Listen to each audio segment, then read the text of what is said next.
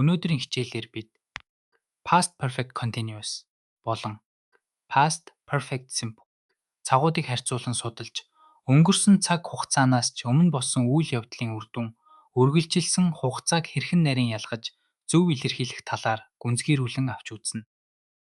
Энэхүү дүрмийн цогц хэрэглээ нь таны grammatical range and accuracy, шалгуурын оноог эрс дээшлүүлж, IELTS speaking болон writing хэсгүүдэд band 8.1 тэг түвшинд хүрэхэд чухал нөлөө үзүүлнэ.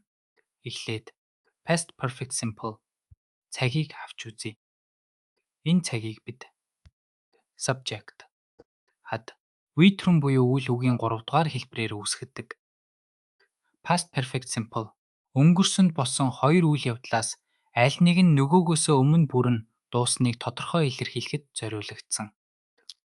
Жишээ нь By the time I arrived at the cinema, the movie had already started. Би кинотеатрт очиход кино аль хэдийн эхэлчихсэн байсан. Энд кино эхлэх үйл явдал нь миний кинотеатрт очихоос өмнө болсон гэдгийг тодорхой харуулж байна. Ийм нарийн цагийн хэрэглээ нь таны grammatical range-ийг IELTS-ийн өндөр оноонд нөлөөлнө. Харин одоо past perfect continuous цаг руу шилжье. Энэ цагийг бид subject had been буюу үйл үгийн хэлбэрээр үүсгэдэг. Past perfect continuous энэ өнгөрсөн тодорхой нэг үйл явдал болохоос өмнө эхэлж тодорхой хугацаанд үргэлжилсэн үйлдэлийг илэрхийлдэг. Чухал нь энэ цаг нь үеийн үргэлжилсэн хугацааг онцлон тэмдэглэдэг. Жишээлбэл I was tired because I had been studying all night. Би ядарсан байсан, учир нь шөнжөнгөө хичээл хийсэн байсан.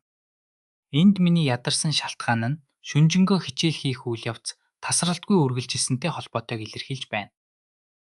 Энэ цагийг зөв ашиглах нь таны яриаг илүү гүнзгийрүүлж, нарийн санааг илэрхийлэх чадварыг тань харуулна. Одоо энэ хоёр цагийн гол ялгааг авч үзье.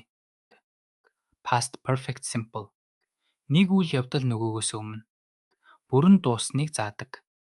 Харин past perfect continuous нэг үйл явдал болохоос өмнө эхэлж үргэлжилсэн үйл явцыг онцолдог. Жишээгээр харъя. Банд 6 10-ны тэг түвшний шалгуулагч when she called I finished my work гэж хэлж магадгүй. Энэ дүрмийн хувьд буруу биш ч өнгөрсөн цагийн үйл явдлын нарийн дарааллыг тодорхой илэрхийлж чадахгүй байна.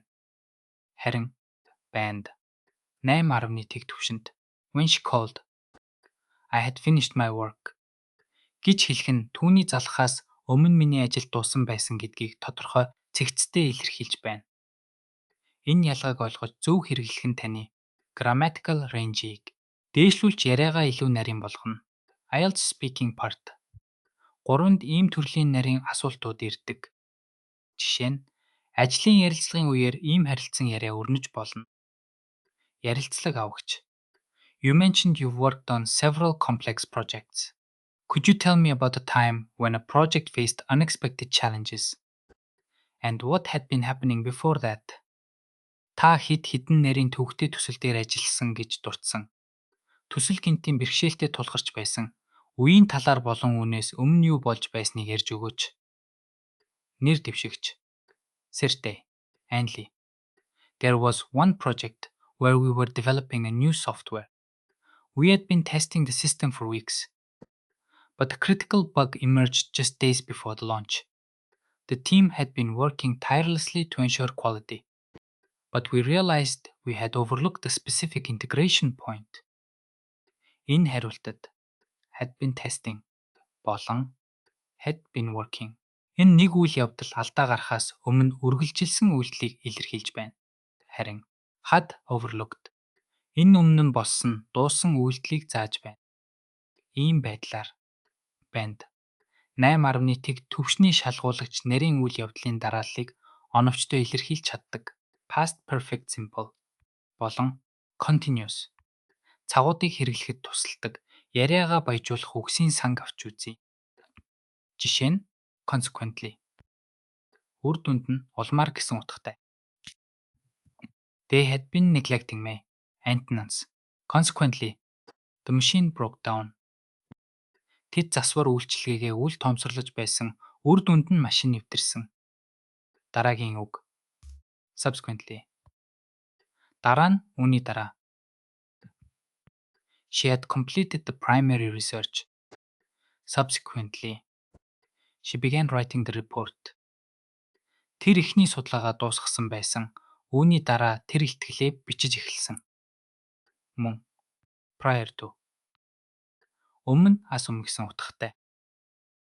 Prior to the meeting, I had already reviewed all the documents.